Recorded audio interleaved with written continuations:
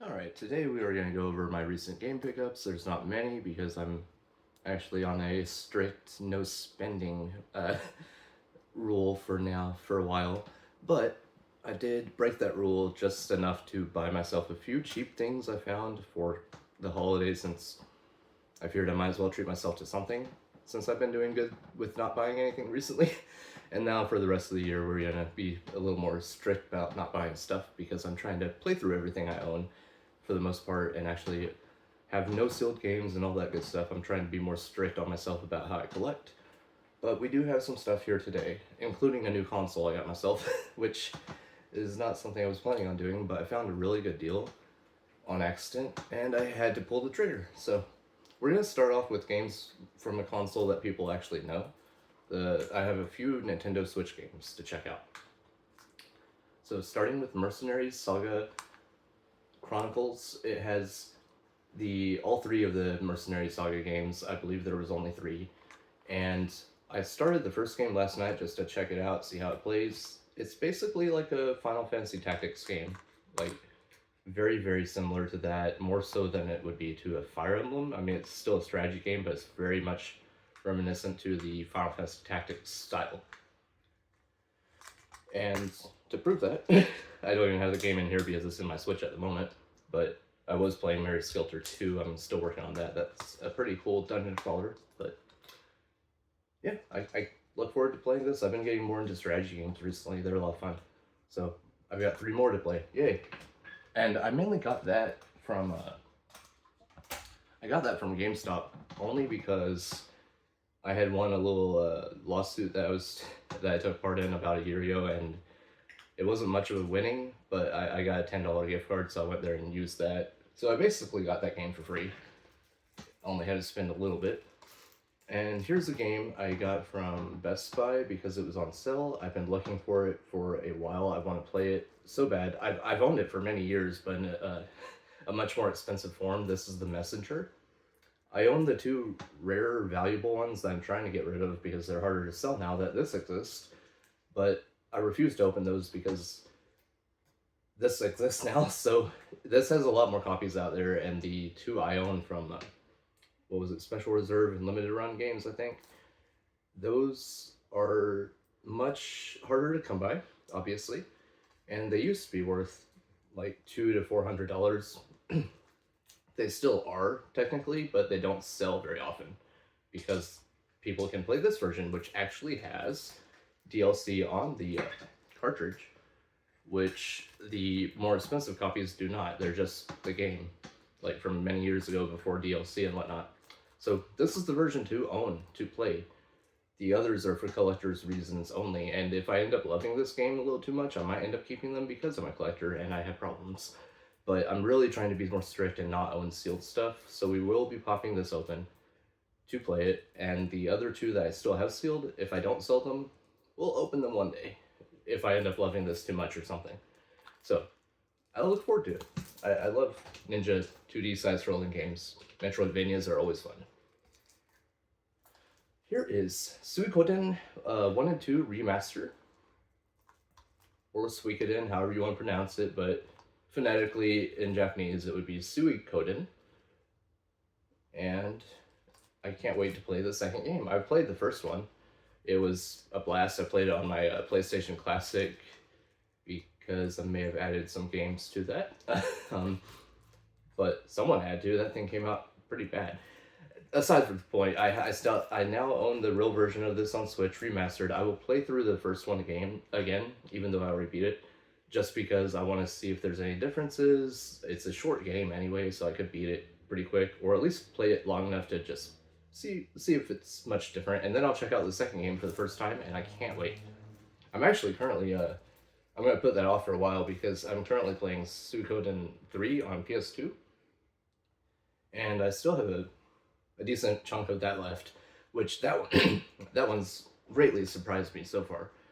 It's so unique. I could go on a long spiel about that, but I should probably move on to my other games. It's also just super early in the morning, and I'm yeah, all over the place. But up next is going to be my, actually, let's do the console next, just because then we can go into the games and understand what they are for better. So, I got the Evercade EXP Capcom Edition with built-in Capcom games. It has Breath of Fire. That's the main reason I bought it. And it also has many others, like, let's see, as I forget all of them, even though I played most of them. Okay, so it has Captain Commando, which is a really, really good beat 'em up. It also has R-Type, Ghouls and Ghosts, obviously, yeah, Mega Man 1, 2, and X. And it has Street Fighter 2 Hyper Fighting. It's got 1942, 3, and 4, which are really fun shmups, especially 44. It also has some that are not listed on here, and I can't remember them right now. It has a lot of really good games, though. It has 18 built-in Capcom games. And this also came with a sealed copy of the Irem collection, which we will get to here in a second. But yeah, this thing is so good. And I am a strong believer in Evercade now. I can't wait to get more hardware for it. Like, I want to get the, they have tabletop arcades that play all the same cartridges. They have other handhelds that are a little more updated and nicer looking than this one. I mainly got this for the Capcom stuff, and I'm not disappointed. Like, my favorite thing that most people just do not talk about when they talk about these consoles, or I feel like they kind of skip over it, the buttons.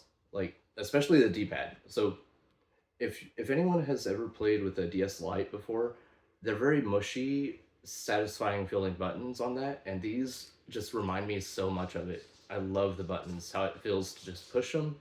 I know that's a stupid thing to be so happy about, but it just feels so good. I wish y'all could all just feel this, because it's so satisfying. And then let's get to the D-pad. The D-pad is my favorite thing in the world. Like, it feels good on everything, even 3D games, because they exist on this beautiful little thing. Like, I have a game called, we need to get to my game pickups, but I have one called, as I bump this stupid stick my phone is on, but yeah, I have a game called 40 Winks. It's in one of these collections here. It's a 3D platformer, and using this D-pad for it just feels perfect, even though it's 3D. On top of that, it also works very well for fighting games, for 2D platformers. It works well for everything. It reminds me of, if anyone's played, well, I would hope you have played the Sega Genesis before. It's very similar to that, but I like it even more. It just feels so good. And then also the triggers are amazing as well. They're very clicky. And then on top of that, it also has Tate mode. Like, I don't know. I could just go on and on about this thing. I love this thing. I accidentally turned it on, but yeah, you can play stuff in Tate mode just by hitting this little button here. I do need to get Tate grip, and then we got it on. And 40 Winks is actually right there. Let me show y'all what else is on the Capcom collection, though. Oh, nope, it died. I need to charge it. Okay, but let's get on to the games here.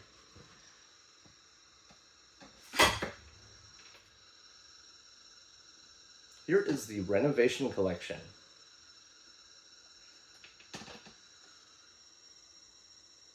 It has 12 games included from the 16-bit eras. And they are Arcus Odyssey, which is a action RPG type game. It has Beast Wrestler, which is a fighting game. It's got Dino Land, El Viento, Exile, Final Zone, Gaiaris, which is a great shmup. Soldis, or however you say it, another shmup. It's got a couple Valis games, which are really good platformers. That one's a lot of fun.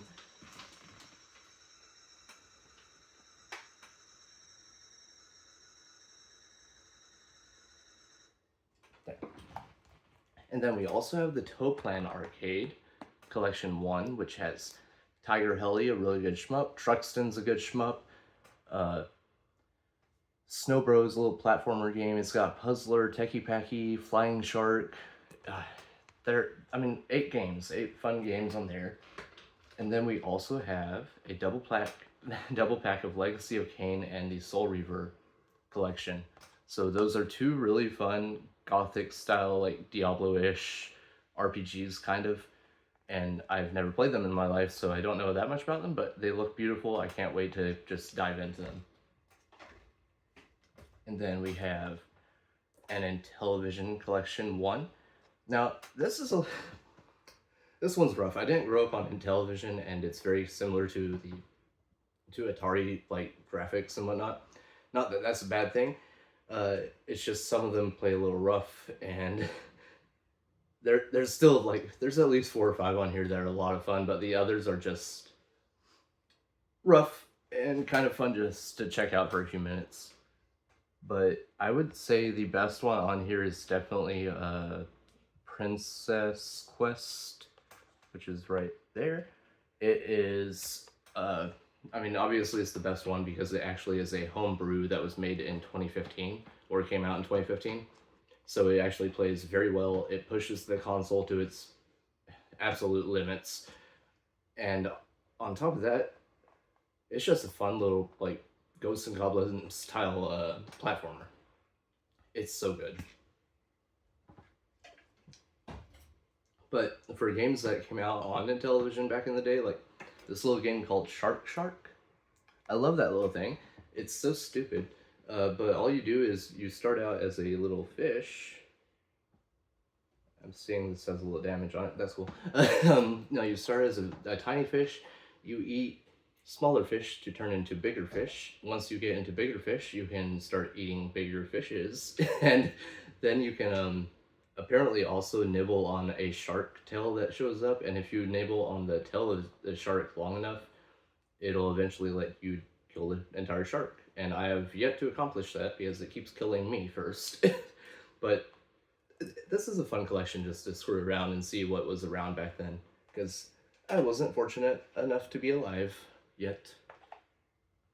Now, here's the Irem collection that we talked about a second ago. This came with the console, only has 6 games on it, but one of those is R-Type, another is Moon Patrol, and also, I had the most fun playing...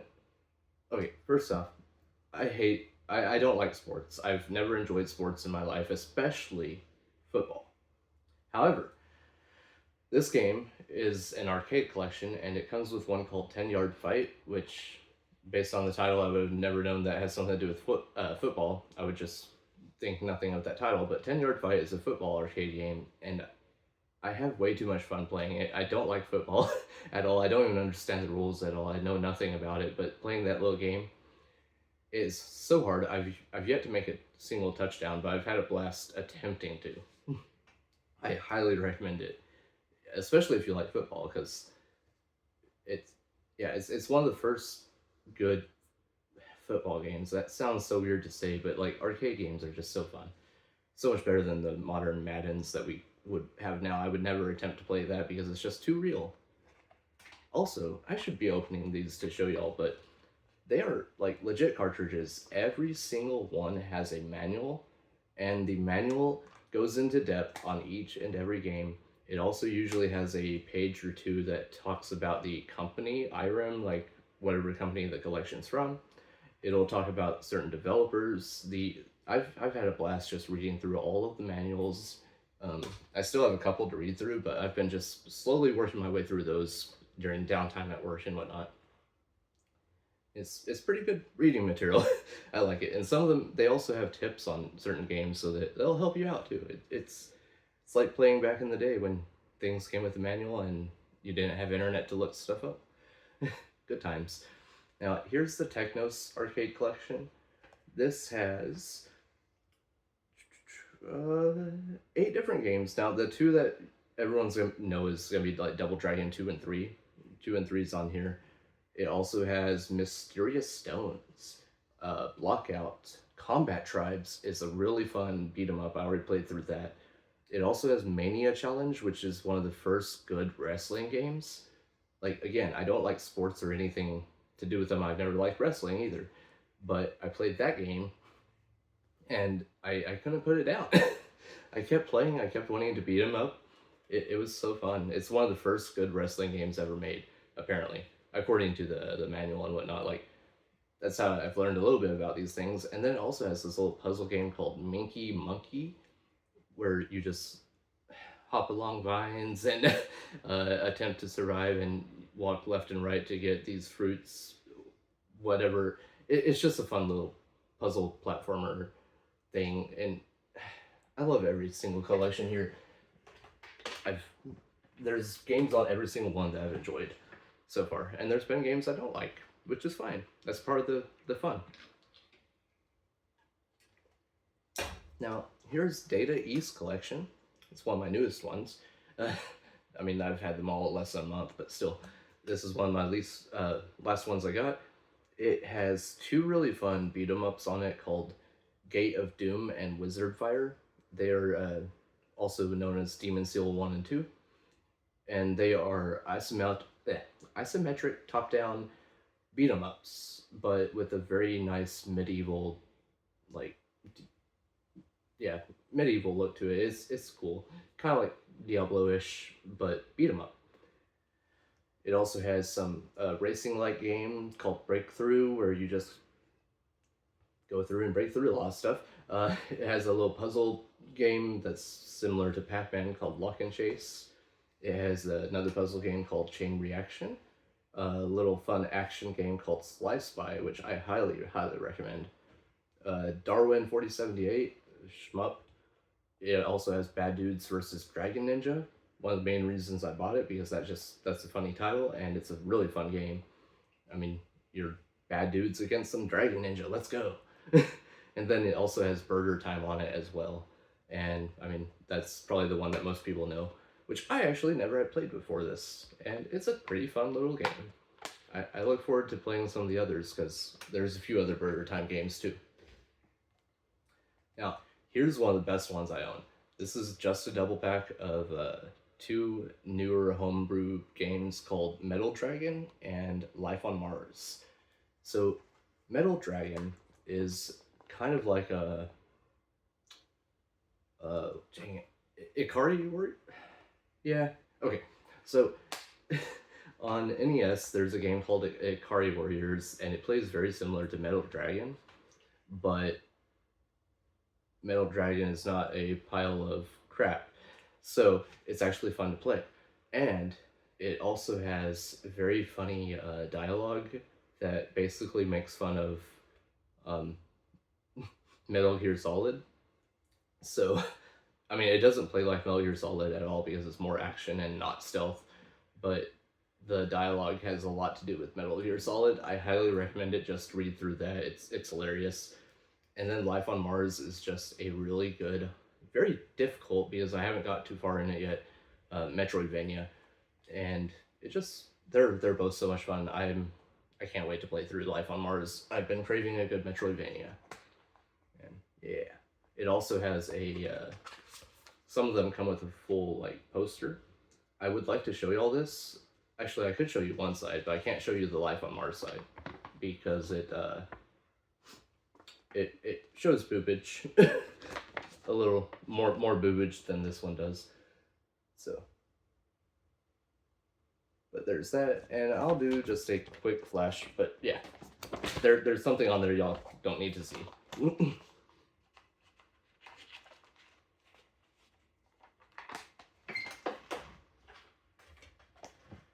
Okay, here's Pico Collection 3. This is the one that has 40 Winks on it, and it also has a bunch of other cool stuff. So one of the main reasons I bought it was it has Legend of Wukong, which is a full-on JRPG that was made for the Sega Genesis. And it also has a bunch of other games on it. It has a first-person shooter called Zero Tolerance. It has a fun 2D platformer called Stanley: The Search for Dr. Livingston. It has that 40 Winks game. It's got Radical Bikers, which is a really fun biking arcade game. And it just has a few others on it that's a lot of fun. Like Super Bubble Pop is a fun puzzle game. God, it just has so much. And then it has a really not so good one called Sword of Sodan, which is a 2D hack and slash action game. It's very bland, but it's kind of fun to look at the visuals. I've enjoyed it, but it's not a great game. I like seeing the history of where all this stuff came from. Now here is Indie Heroes 3, because they also have like just games from indie people, of course, because I've already shown a few, but they have collections like this. This one has some really fun platformers, puzzle games, and all kinds of stuff I've never heard of. It also has Choo Choo Mimic, which is one of John Riggs' games. So I finally played one of his games. That one's pretty fun. It's a cute little puzzle game. It has Skate Cat, which I've almost beaten, I think, but that is a really hard puzzle, or not puzzle game, a 2D platformer, where you play as a cat on a skateboard, jumping over piles of poo and other things. It's weird. It's fun though. And it also has a puzzle game called Big Too Small, which is really unique and interesting. It has a bunch of stuff on here, like The Little Tales of Alexandria is a little visual novel, story driven Game Boy type game, Game Boy Adventure game. It has a puzzle game which is all medieval and neat looking, like Diablo and whatnot, called Bone Marrow. It's got Alien Cat 2 Enhanced Edition. That's a really fun puzzle game. Donut Dodo, I've heard of that before, and now I finally played it. It's just a nice little puzzle platformer. Like, it's got a Thunderpaw game where you play as a little dog trying to, you know, platform and save lives. It's just 13 games, and the best part of these, they're all between like 20 and 30 to 40 bucks. Some of the older ones are getting more pricey, but as they come out, they're only about 20 and 30 bucks. And they all come with multiple games. It's just, I can't recommend it enough. The Evercade is highly underrated, and more people should really check it out and collect for it because it's just so fun to collect. I will say the cases are not like the best quality because some of them don't stay shut, like they don't click as well as they should. But then some of the newer ones do. I think like some of the older ones from, this was number 2, so it's like when they first started out, the cases aren't as clicky. They still stay shut, but they're not as clicky. So that's one complaint. But other than that, I love having them to put more stuff on my shelf and stuff I actually enjoy playing. Unlike a lot of stuff I've just been keeping for no reason, and I'm trying to get rid of all the stuff I'm not enjoying anymore. So yeah, with that, I think I'm gonna stop my pickups video there, and I hope you all have a great day and are having a happy new year, and I will see you all next time.